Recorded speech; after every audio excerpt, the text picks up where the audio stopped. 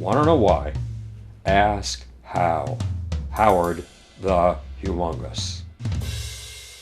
There's a Muslim phrase you need to know if you're going to understand the war in Gaza and Israel. It's a phrase that militant Islamic jihadists have used from Chechnya to Lebanon. It goes like this: We love death more than you love life. We love death more than you love life. Keep that in mind as you watch the latest news on the Israel-Hamas war.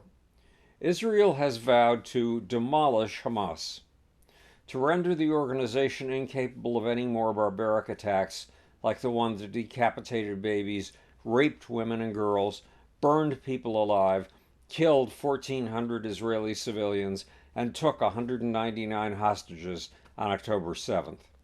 Israel has been bombing Hamas facilities in Gaza ever since, and Hamas and its fellow terrorist group, Islamic Jihad, have been raining rockets on civilians in Israel.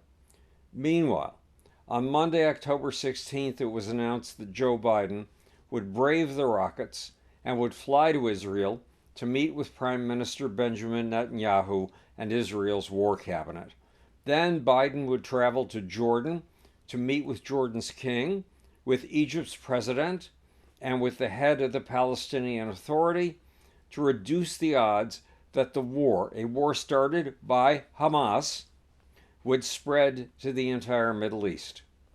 But one day after this announcement, Tuesday, October 17th, the precise day before Biden was due to touch down in Israel, the Al-Ali Baptist Hospital in Gaza City blew up. This was exactly what Hamas was hoping for. Within minutes of the bombing, Hamas blamed the loss of what it claimed were 500 lives on an Israeli bomb. And that claim was echoed as truth in headlines all over the world. However, Israel kept quiet. It analyzed the data. And roughly 24 hours later, Israel concluded that the explosion had been caused by a rocket from the terror group Islamic Jihad, a rocket that had failed early in its flight and had exploded in the parking lot of the hospital. Unfortunately, that parking lot was where hundreds of civilians fleeing the bombing had set up camp, which is why so many people were killed. The nature of the explosion was one indication that this was a Muslim missile. The explosion began with a burst of flame over 12 feet high. It was the kind of blast that would be made by a rocket that had only gone a short distance, was still full of fuel, and had blown up not just its warhead's explosives, but the fuel itself. Experts were able to show this in cell phone videos of the explosion. Then there was the fact that the explosion did not dig a crater, something a bomb from the Israelis would have done. And there was Israel's ability to pinpoint the location from which the rocket had been launched, a cemetery near the hospital. What's more, there was an intercepted conversation between two Hamas members discussing the damage the Islamic Jihad rocket had inflicted. Israel explained that roughly a third of the thousands of rockets Hamas and Jihad fire fail and fall on Palestinians. In addition, the explosion of a hospital was the last thing Israel would have wanted on the day before the President of the United States was about to visit. Roughly 12 hours after the Israeli analysis pointing to Islamic Jihad, America's intelligence agencies concluded an analysis of their own and agreed that the explosion was caused by a failed rocket from Islamic Jihad. In other words, Islamic Jihad and Hamas are bombing their own people with their failed missiles.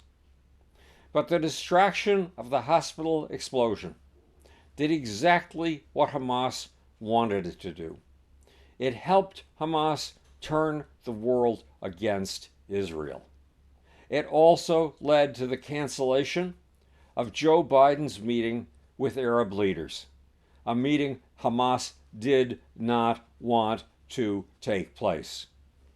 Meanwhile, early Wednesday morning, October 18th, Joe Biden arrived in Tel Aviv and met with Prime Minister Benjamin Netanyahu and Israel's war cabinet. Biden was disturbed by a problem.